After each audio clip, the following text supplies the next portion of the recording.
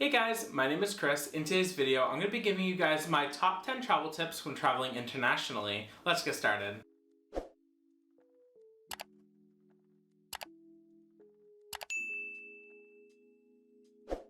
Alright, so hopping right into step number one, you are really just going to be laying out the groundwork for your trip. You want to know who's going with you, you want to know where you're going. Those are honestly the two most important things, because who's going with you, you know, if you're going with multiple people and you're doing like a cruise, or you just need to book those tickets or hotel rooms, you know, you could get a lower rate the more you book in like a group. So definitely look into doing that if you're traveling with multiple people. If you're just traveling on your own, you can kind of just skip that part, because you're gonna be the one deciding where you're going and what you're doing and all of that good stuff. So just know if you're traveling with multiple people, you know, kind of get into a group, you know, figure out where you want to go, what you want to see, and, you know, like just kind of just get that laid out, you know, just have it up front and laid out so you can, you know, worry about the fun stuff, which we're going to get into next. All right, so let's get into step number two, everyone's favorite step, passports and other TSA pre-check stuff. So obviously, if you don't have a passport, go get one. It takes 6 to 7 months. They cost around $150 to $250, depending on if you get just a regular standard passport, a passport book, if you do standard shipping or express shipping. Remember, all of these types of things can take into account. And just so you know, I am based in the United States, so those are the costs of my state, or not my state, my country. So just know in your country, things could be a little bit different price-wise. Plan on traveling to a country, you know, long term, or do you plan on, you know, vacationing or just coming for more than, you know, 2 weeks, you know, you're coming for a couple months. Just know some countries require visas. I do know, I believe in 2024, Europe is coming out with their own like a type of visa. It's called like ETSIA, and they're supposed to be implementing that. So it's basically like a visa. So just look up, you know, wherever you end up going, just make sure you do your research and know exactly what you need. The last thing you want is to be stopped at customs and not able to get in and enjoy your trip. Alright, so step number three kind of goes hand in hand with step number two, but it gets a little bit more fun than all of the regulations and laws and all that boring stuff. Step number three is for, you know, researching where you want to go, you know, figuring out places you want to see, seeing how hot it is, you know, best times to travel, you know, make sure, what I recommend, me personally, I do not like traveling when it's scorching hot. I like it to be somewhat cool. Obviously, I have taken trips where it has been hot and you're just sweating and it's miserable. So always just make sure, you know, travel when it's cooler. And if you can travel during the off season and you can get the time off from work, which is also another thing, figure out a time where you can get off and go on your trip. Know when your peak travel times are for you and make sure you know what you want to see. All right, step number four, which is my absolute favorite step, mapping it out. You don't have to do this, but I do not recommend just going to a foreign country, especially like Italy, where if you're like me, an English speaker, and you don't know Italian, you want to make sure you have everything mapped out on Google Maps. Which honestly, this whole step is probably the biggest step, because I'm going to show you a lot more in depth into, you know, some of my own tips and tricks of what I do when I am planning a trip. I like to map everything out, which I'm going to show you right now. Alright, so what I'm going to show you here is basically how I broke down my entire trip. This was for the cruise, that's why it's so strict, it's so time consuming. Like, this list is crazy. Like, just look at this. This is like, that's not what I want to hit. Just look at how crazy this is. Like, I have a schedule for each day, and it goes on. Like, it's ridiculous, to be quite honest with you. This was an overkill, but when you go on a cruise, and that's another reason why I'm not a huge fan of cruises. Like, I do like the drinks and the convenience. It's a great way to relax. It is kind of expensive.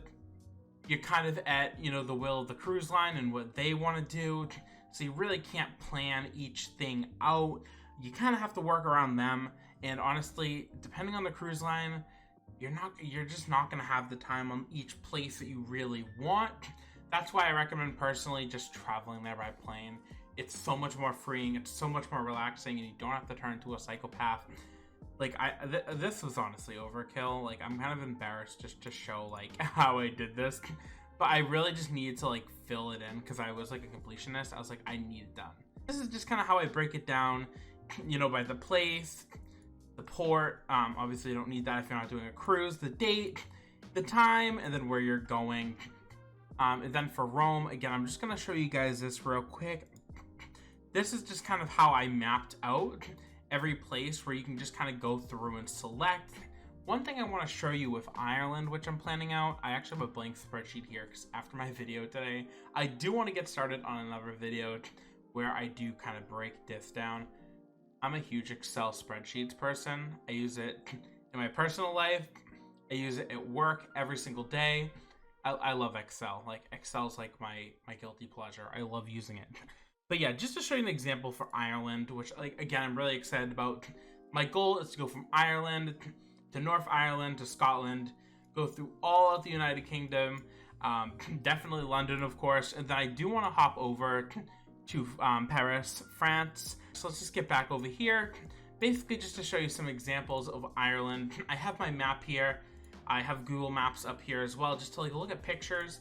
What I like to do is I'll you know, just zoom in and we'll just do some quick examples. Let's take this college here. You can add it to your map. Let's take this church here, add it to a map. You got to go to an Irish pub. Like, come on, like, just add it in there. So you can kind of just go through and find places. You can obviously go to Google and just do, like, places to go in Ireland, Dublin. And you could just kind of go through and really just do your own research. That's the whole joy in it. You know, you can see the pictures of everything.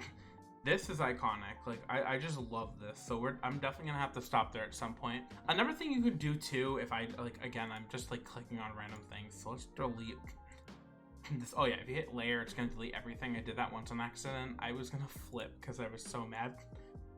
What I want to show you is you can hit the bridge. And instead of hitting add to map, click on draw a line. And let's say you want to walk. Now we're in walking. Click on the bridge. Let's go to this castle. Click on the castle. It's going to pin the castle. You can click somewhere random and it will pin. But look, it literally creates you like a whole itinerary for free. There we go. So yeah, it'll show you destinations. You can really just kind of plan it out. It's so cool. I definitely recommend this feature. Again, just go in, just start looking at stuff, just start researching and then putting it onto the map.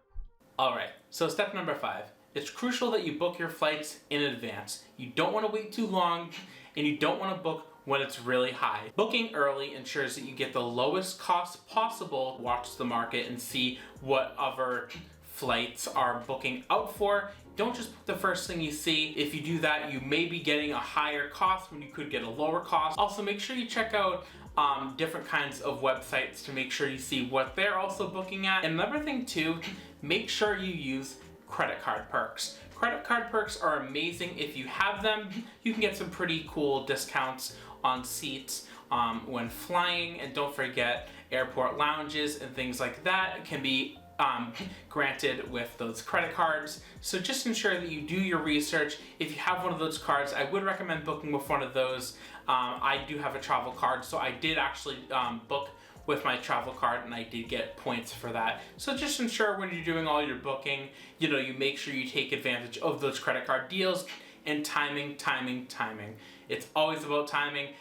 Prices do fluctuate like the stock market, so you want to ensure that you are getting the lowest cost for those flights. I'll even show you some video right now of just some websites that I personally use.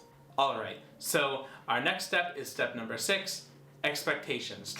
Everything on the internet is glamorized and there's no exception for travel. When you are on your Instagram, looking at reels, on TikTok, you are seeing the best of every place you go to. You're seeing the iconic views, you're seeing the beautiful landscapes, the best streets, the best food. You're not seeing the full picture.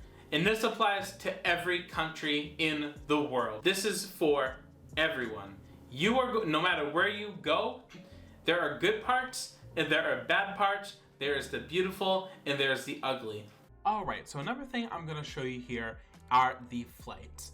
I think these are really important because, like I said, flights are going to be like your number one cost when traveling internationally, especially if you're going from America to Europe. It's definitely a lot more expensive. Luckily, Ireland is pretty cheap though, so we can kind of gauge what we're going to get to pay. I know traveling to Ireland is actually a little bit cheaper, so that's really good on our part. I just went ahead and threw in Boston Logan Airport because that's where I'm based out of. I put in Dublin, and then I put departing dates. At a place to stay, at a car, direct flights only. I hate freaking overlays. I'm not doing that. So direct flights only. You can look them up here. I just have selected one adult, I believe. So again, it really depends on like what you want to do. So like we're just gonna click nonstop because I don't really want like overlapping flights. So $800 for a direct flight. Obviously these are gonna be economy seats. 800, not horrible, not the worst I've seen, but it could definitely be better. And another thing to take into account, I'm not following my own rules here. I do have these dates selected, so these are leaving like 3 days from now, so you know it's gonna be expensive. So let's go to next year. I can't go a whole year out.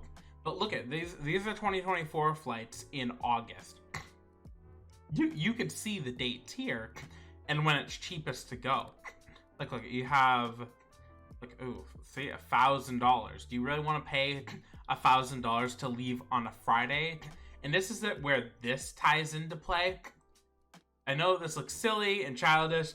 This is how I plan it, and I'm gonna literally show you. And honestly, I feel like this is gonna be relatable for so many people. But so this is here, me in America. This is how I'm planning it because obviously I need to get the vacation days off. So this is like a free day. I'm gonna work on that Friday, and I'm gonna leave on this Friday, land in Ireland the next day because usually it takes like 6 hours. So it's usually like 6 to 8 hours. So it's gonna be like a day flight, and then we're gonna be in Ireland for 3 days. So you get basically a day, day and a half, 2 full days. Then I'm going to go over to Scotland, spend another 3 days. And the days in red are basically days I need PTO requests for. So 1, 2, 3, 4. Look at all these are honestly, this is what I call like travel math. Like, all right, like this is travel math. So I have, you know, these are all my free days. I don't have to use vacation days for these, so that makes them free. And this is how I kind of plan it out. And then, you know, I would obviously, you know, this is going to be me going to the United Kingdom, so I do have a lot of dates here. Then we would train to Paris. I have leaving from Paris and going to America. It's honestly, I'm debating at this point if I just want to stay there. It's probably be cheaper to leave from Paris, so I'm probably just going to do that. But these are the things we work out in the planning stage, and that's what this whole 10-step list is for. So this is what we have going on here. So I just wanted to show you this. So you know, like maybe you want to adjust your dates. The reason I did it this day, and why this day is technically free. So basically doing it this way, I save a day because this is Columbus/Indigenous Peoples Day. Oh no, right here it is. So we get that day off from work if your company offers it. I get a lot of the major holidays off, which is really nice. My company is amazing. So that's why I have this marked here. But let's say we go to our map here and we see that, you know, it costs $900, where if I left a week before, I would save myself $200 to $300. Honestly, it may just be worth that extra day of PTO. It really depends on how much PTO you get and all that good stuff. Me, I would definitely make that adjustment. I would totally rather save $200 to $300 than a PTO day. But definitely, you know, find those cheaper dates. Another thing I'm going to show you too is hotel rooms. Airbnb is just what I'm going to use. So you just go in here, obviously type all your dates in, and it's nice because you can see all the Airbnbs in Ireland. Like you have like $95. It'll show you what you're getting, and then if you just go to like other places, so you can use Airbnb. You know, it's a very big. So you can just kind of use this if you're looking for places to stay, and just kind of like look in the areas. Like this is Cork, so you know you can find some places that are, you relatively cheap. Another thing you can do too, which I really recommend, is looking at a map. Google Maps, love Google Maps. Click on hotels. Boom. I'm pretty cheap when it comes to a room, because to me, as long as it's clean, as long as it ain't sus, like, I'll book it. like this. This is $115 a night. Like, yeah, look at that. See, that's nice. And I get the bed and everything. So these are, like, the research steps that you gotta take when booking a trip. Don't just go book the first thing you see, because you might end up in a really bad hotel room. So this is what we're just looking at here. You can go through, read the reviews, see if they have food, pool, bed and breakfast, all that good stuff. Make sure you do your research, because what if there are 2 hotel rooms right next to each other like these two? $8 difference. Let's say you get some bed and breakfast. Take that, because it would be cheaper. Like I said, you got to do your math out, and you really got to plan it if you want the best trip possible. Because me, the last thing I want when I book a trip is to know that I got screwed on all the prices. So just keep this all in mind when booking a trip. Some of these things are going to be crucial to your planning. Again, I'm a crazy planner. If you want to learn more from me, please tell me in the comments, because I will make more videos about this, because it's something I'm so passionate about. Like this, like $72. Like, okay, well, we're not going to talk about that. Like, but if you're a single traveler and you're on a budget, like, this is totally, like, doable. Kind of. I could see myself doing this. Yeah, I could see myself doing that. Why not? Just a night. You know what I mean? If you're trying to get from one place to another. Like I said, you really got to think about it. Don't just book. Do your research. Alright, step 7. Packing. I know this step can be super hard for some people. Honestly, it's pretty simple when you just follow some of these simple rules. One rule of thumb is one set of clothes, or one outfit for each day. And then I would recommend maybe throwing in a nice suit, or a nice just more dressed up look, and then throw in a bathing suit or 2. I feel like that's really all you need for clothes. And then obviously if you have to do your hair, your makeup, you have a couple pairs of shoes you want to wear, because I know you kind of want to style your outfits and stuff. Me personally, I brought around 4 pairs of shoes. Don't overdo it. No one's really looking, and majority of the photos people take aren't really with their feet in them. Usually it's probably waist up. So I'd really just maybe recommend just a couple pairs of shoes, definitely blacks and browns, and maybe not blue. I had blue shoes when I went on my cruise, but just more neutral colors, maybe a white. That's a color I was totally forgetting. White, just stuff that can kind of all really tie together, because even if you make a really good pair for that day, you could switch it up if you change your mind. And obviously you want to make sure you're taking weather into consideration. If you're going to Italy, you're not going to wear sweatshirts, sweatpants. Don't do that. You're not going to wear them, and it's just taking up space. Same thing with combs and brushes and stuff like that. Definitely bring those. If you need a flat iron, take that. A lot of hotels and definitely on a cruise, they offer blow dryers. So don't really take that, especially if you know 100% they're gonna have them. You can always call ahead of time and ask, that doesn't always hurt. Check out their website too. So that's really it for clothes. I would say for like for me, I'm a photographer, I like vlogging, I make videos, I have a camera bag, I have all of my equipment in there, I have a laptop and just a bunch of batteries and stuff. That's good, but just be aware you are probably going to get stopped by TSA. I've gotten stopped by TSA a couple times with my camera bag because of all the batteries, the laptops, and it's weird because they're saying, some places say don't take it out, and some places say do, so I don't know why. They tell you to typically take out a laptop because of all the components in it. That's all you can see in the bag. But yeah, honestly, just what I would really recommend, rule of thumb, most people take a 1 or 2 week vacation. That's your average. That's probably 90% of people. Most people, especially middle class, aren't going to be taking the 3, 4 month-long vacations. So I would really just recommend to 7 days, 2 shoes, 7 pairs of clothes, all the essentials, makeup, brushes, toothpaste, all that good stuff. Maybe a hat. I don't know if you're a hat person. Some people are, some people aren't. Guess it really depends on the person. And then just kind of like your other stuff, like you said, like camera equipment or, other things like that. And besides that, I think that's all you really need. All right, step number 8 is departure. When departing, I would recommend being to the airport 1 to 2 hours early for local flights, international 2 to 3 hours. Some people say 4. Personally, I've never had to be at the airport for more than 4 hours, but I guess it really depends on your airport, so just keep that in mind. Another thing too, make sure you are TSA pre-checked. Don't be that one person who doesn't have their boarding passes ready, doesn't have the passports all in one person's hand if you're traveling together. Just have all that stuff ready.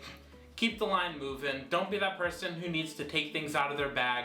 Have everything you want to get on that plane with you. If you need to, most airlines give a free carry-on with your checked bag, so you don't have a backpack, bigger purse, or something like that, just so you don't have to be that person who's holding up the line, because that's really what it is a lot of the times from what I've seen. It's people just not being ready, so just make sure you have those things ready with you. Alright, so step 9 is when you're in that country. Honestly, take as much pictures, record, just be respectful if you go into certain buildings, government buildings or like churches, stuff like that. Just make sure you're being respectful. Another thing too, make sure you're following local laws. If there's a specific law, just make sure you're doing your research. Typically, you won't really have an issue with something like this. I would just recommend to really watch out for it. You wouldn't want to get in trouble for something that, usually in your home country is, okay, or, the law is a little bit different, especially when driving too. Traffic laws are very different.